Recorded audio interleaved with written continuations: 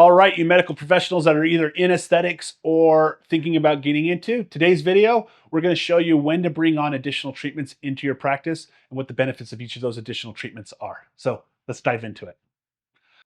So when you start an aesthetic practice, there's actually a lot that goes into it, from business formation to getting the team that you need to surround you, from social media coaching, business coaching. You might need a medical director. There's all these little things that you need to get going um, to get into. But once you're into it, how should you start your aesthetics journey? Should you bring in all the services at once? Should you just do one, get good at it, and then gradually get better? I get this question all the time, like, hey, when should I add the next service? I strongly encourage everybody when they get into aesthetics to start off doing talks. There's a lot of different brands of talks out there. It's the best bang for your buck to do quick, profitable, effective treatments in a short amount of time. To get, if you're doing like a concierge business where you're like going to people's houses, or you have a small practice, let's say you rent a room out of a salon, really to break even, you're going to be needing about 5, maybe 6 tox treatments a month. That will pay for, if you're a nurse, a medical director, it'll pay for, your basic supplies, the cost of the product, things of that nature. That's your break even point. Let's just call it 5 tox treatments a month, which really anybody that wants to get into the industry can get that. You all know 5, 10, 15 people that want to get some tox done. Remember, every time you do a tox treatment, they come back in 3 months, which is why it's such an important treatment to initially start your practice with, because you're getting recurring revenue. Imagine if you were a hair salon stylist and you only saw your patients once a year, what that would do for your business. It'd be really hard to get into that industry, right? Tox, they got to keep coming back every 3 months, just like the hair. You got to get your hair done every few months, right? And once you treat somebody with tox, trust me, they're going to want to do it again. Why? It makes them look 5 years younger. Okay. So tox is the best way to get into the practice. It will generate about $1,000 of revenue every hour, 1,000 to 1,200 bucks an hour of revenue, and around 30 to 40% of costs. You could do the math on that. You're going to be making about $600 to $700 an hour, depending on how quick you can turn patients over. Great way of starting your aesthetic practice.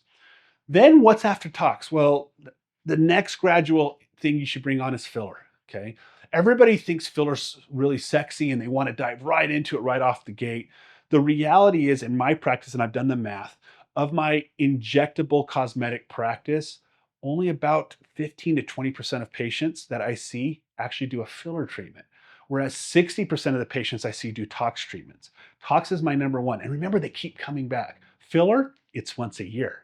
Okay. So when you do a filler treatment on somebody, you're going to get great results. Maybe you did a lip augmentation or cheek augmentation or something like that. You're going to generate, again, around $1,200 of revenue per hour, of which 60 to 70% is profit. And you're going to be generating that $600 to $700 of profit that you're looking for in your practice. What's the problem with filler? They come in once a year. And if you built a practice just on filler, you would fail, because you're constantly trying to find new and more patients. And patient acquisition is everything in our industry. Not only finding the patient, but keeping them coming back to you. You got to wow them. You got to treat them right. You got to do everything you want to keep them coming back to your practice, so that way you get the recurring revenue. And also because you want to help these people get to their goals as well. So bring on filler when and if. What's that magic number? 20 appointments a month, maybe 10 to 15 is when you want to start talking about filler. Because if you have 10 patients coming through the door, only one of them are going to want filler, and they're done for the year. Remember, because they only do that filler typically on average about once a year. So filler would be the next thing. You're making the same amount of money on the patient. Filler appointments take about 30 minutes to do, whereas a tox appointment you can do in 15 minutes. So tox is probably going to be a little bit more profitable for your practice. Okay. After filler, then the world becomes your oyster. What to bring on next? I started my practice doing tox, filler, and microneedling. And to this day, I would say microneedling of my non-injectable practice is my number one treatment sold. It's fairly affordable.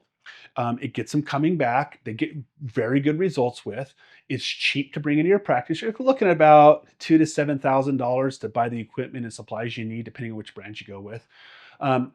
The revenue is a lot lower. It takes about 45 minutes. So we book hour-long appointments for microneedling, and you're only generating about $300 of revenue in that hour. So probably about 250 bucks an hour of profit is what you're going to be doing with microneedling. But but don't think of it like that. Think of it as a way of keeping them coming back, and then you have the opportunity to upsell them into products. Not a patient that leaves out of my practice doesn't leave with either being offered or buying additional products. So when you start doing skin treatments, you need to have a skin product line as well. And oftentimes patients will pay an extra 150, 250, $300, of which 50% of that's profit. So if they walk out with $200 of profit, I made another hundred or of product, I made another $100 of profit on top of that. So that $250 to $350 microneedling treatment, you just add another $100 profit. Now we're in that $300 to $400 an hour of profit, which I don't know about you, but I like those numbers as well. And now you're dabbling in skin. So you got your skin, you've got um, your Botox, and you've got your filler treatments going. You could stop there and have a very successful practice. You could easily, if you're seeing 50 to 100 clients a month, easily do $20,000 a month off those numbers, and you're making a good living. Okay. The next question is what's next. Okay. What Once you get those three foundational things in your practice, then what I tell my mentorees is capitalize on becoming an expert in those three things. Okay. Maybe with microneedling, you add a platelet adjunct, like a vampire facial, or maybe you're adding exosomes to do an upsell. Okay. Maybe with filler, you started off just learning lips and cheeks. Now you're going to become more proficient at doing filler in the temples or jawline or chin filler. Maybe you bring on additional types of filler like a biostimulator like Sculptra or Radiesse, to where we could do some rejuvenation, get collagenesis going, right? And now with tox, maybe we start doing some of the advanced tox techniques. Maybe we start doing therapeutic tox where we're treating TMJ or axillary hyperhidrosis, sweats. Don't know if you know that, but tox will turn off sweat glands, right? Maybe you're doing platysma bands. Maybe you're doing lower face like Nefertiti lifts. You're doing some of these fancy things. And then the patient that you saw at the beginning of your professional journey, where you were only doing forehead, now you've added an additional 20, 30 units of tox, capitalizing on that treatment again, because you're doing an Nefertiti lift or platysma bands or something like that. So you got your foundational, and now you're practicing and you're bringing on other advanced techniques to your foundational treatments. Okay. Notice I have not said at this point hiring an employee or bringing on a machine into your practice or things of this nature yet. Why? Because you're not there yet. When do you bring on an employee? When you need to maximize your time and you can delegate things. All right. So that what I delegate in my practice is most of the skin treatments. I delegate all my microneedling to my medical assistant. I delegate all my CO or my Opus treatments, my hydrofacials, all these machine things to my assistants. So when should you bring on a machine? Machines are the sexiest things you can bring into your practice. Everybody wants one because these reps will come into your practice and they'll show you all these amazing before and afters. Look what you can do. You could charge $1,200, $1,300, $2,000 for this treatment, sell a series of package. Look what these amazing results you're going to get. And it all sounds fantastic, right? Well, it could be if you've got the patience. My experience with buying machines is as follows. I've never spent less than 100 grand for a typical machine. Typically, they're in the 120 to $180,000 range. Okay, so now you're bringing on a mortgage payment, or at least what used to be a mortgage payment, back when houses were 150 grand, right? You're bringing down their practice that you have to pay off in 3 to 5 years. So let's say a $3,000 a month payment. And now you bring this machine in and you think, I'm going to generate all this revenue. It doesn't really work that way, because now you have to do marketing behind that machine. You have to run ads for behind that machine. You have to educate your patients about that machine. And let's say you have 500 clients in your practice, not all of them are going to do that machine. And if they do that machine, maybe they're only going to do that machine one time. Okay. I have a lot of machines in my practice and I bought them when I shouldn't have. I make very little money on my machines because typically they're in repayment mode, right? And if I'm paying $3,000 a month to have my machine, I have to do that many treatments plus double just to pay for the staff and the maintenance and everything on that machine. So machines, while sexy, really don't make sense until you get to around $70,000 a month in revenue. Okay. So when you're around $70,000 a month in revenue, is when you should start thinking about bringing in your first machine.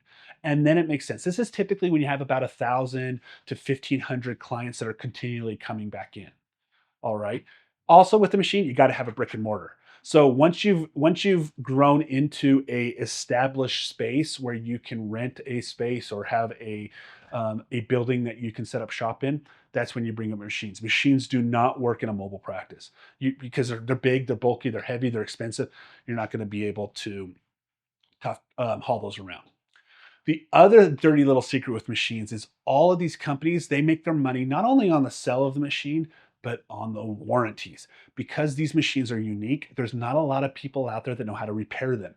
The companies know how to repair them. So once you get through your initial year or 2 year of free warranty, then they're going to come to you and say, hey, time to buy an additional warranty. And you have to buy it because if that machine breaks down, you're looking at a $10,000 to $20,000 repair. What do warranties cost? On average about $1,000 a month. Okay, so now not only are you making a payment to the bank to pay off your loan, you've got an additional $1,000 of recurring maintenance onto your machine. So I really don't recommend buying machines until you're a well-established practice. I made the mistake of buying way too many machines, and I've done every year I do analysis on all my machines. I have a couple that just print money, but most of them I lose money on. And that's the reality of the machine industry. So really hold yourself back. And it's really hard because you'll get these reps come in and they'll buy you lunch and they'll tell you about these amazing things in the machine to do and how much money you can make. I've never made a gob of money off of buying a machine like that. It's a gradual process to where you can start getting generated an income on machines. So really hold back on the machines. By the way, what do machines generate? About $1,000 of revenue. Have you seen a theme here? Everything I do in aesthetics practice, I've done the math. I generate between $500 and $1,200 an hour of revenue. So whether it's talks, filler, microneedling, all these fancy machines, you add up the consults, the time you spend in consults, the time you spend in post-care recovery. Like I have a CO2 laser machine. I charge $1,500 for a visit. It's a 30-minute visit. You're like, oh, great, that's $1,500 for a 30-minute visit. Yeah, but I've got a 30-minute consult in front of that, and I've got to see them for post-care instructions. So now I'm 2 hours in to a $1,500 visit. Well, that's still good. I'm still generating $750 an hour. Well, yeah, but I've got a $3,000 a month payment on that machine. Oh, and now I have a $1,000 warranty on top of that. I have to sell about 6 of those treatments every month just to break even on that machine. So the biggest mistake you're going to make when you get into aesthetics is buying machines. The one good thing about machines, if you don't use them, is they're wonderful tax shelters. Okay. Anytime you buy equipment for your practice, you could take income and put that you would normally put in your pocket, you put it in the machine, and you can depreciate the value of that machine over a course of 4, 5, 6 years, and that will offset some of the personal income you take home. So because of the machine purchase I have and the depreciation I do, it really lowers my tax burden to the federal government because I've bought some equipment that I'm depreciating and it offsets a lot of tax liability. So that's a really nice thing about machines. So that's a whole lot of information in a nutshell, how to grow your practice, when to bring in new and fun injection techniques or machines or things of that nature. I'll leave you with this. You want to be a master of a few things, not a jack of all trades. I made the mistake in my career trying to be a jack of all trades, do PDO thread lifts, filler, everything. And I wanted to be the best. You can't be the best if you focus on everything. You can only be the best when you focus on a few things. So become a master injector. Learn how to put tox in the right place, learn how to put filler in the right place. And when and if bring a machine on, they're fun to have in the practice. Just be wary of the machines and make sure you have the clientele to support them. So hope you learned a little bit with us today. Keep following us, like and subscribe, help us out, and we're going to get you where you want to be.